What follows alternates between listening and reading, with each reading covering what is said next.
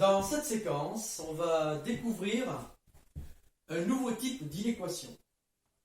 Alors, ce que vous avez connu en collège, ce sont des inéquations, par exemple, de ce type-là. On ramène tous les nombres à droite, les x à gauche, on fait attention à l'inversion des signes. Donc, un type d'inéquation vu en collège.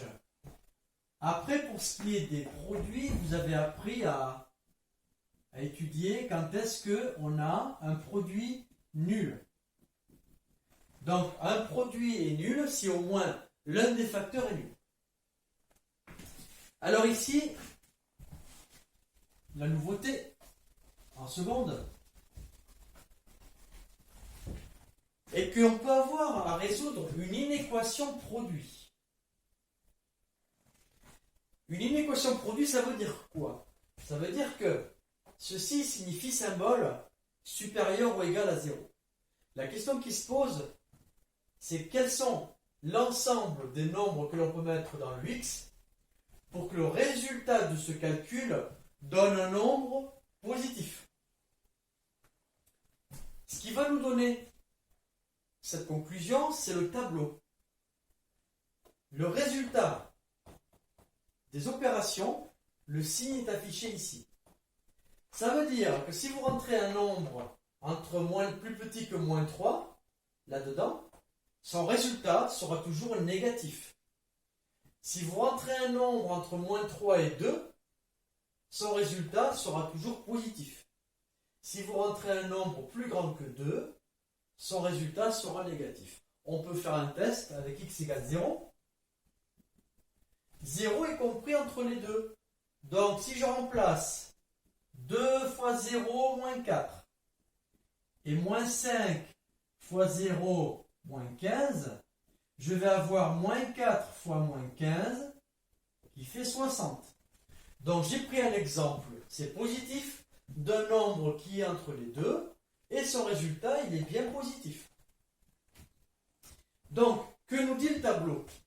Le tableau nous dit que pour avoir un résultat positif, le nombre de départ doit être compris pour être dans le plus. Donc ici, j'entoure le plus. Le nombre de départ doit être compris entre moins 3 et 2. X doit être compris entre moins 3 et 2. Alors ici, attention, on a une double barre. Quand on a une double barre, ça veut dire qu'on accepte, double barre en 0, on accepte les valeurs qui donnent comme résultat 0. Donc on accepte les extrémités. Parce que si on avait strictement positif, simple barre, ça voudrait dire qu'on veut toujours la zone positive, mais cette fois-ci avec des crochets ouverts. Autre cas de figure, on peut vous dire cette fois-ci, eh bien moi je veux que le résultat soit inférieur ou égal à 0. Ce qui vous donne ici deux zones. La première zone va se situer entre moins l'infini, moins 3.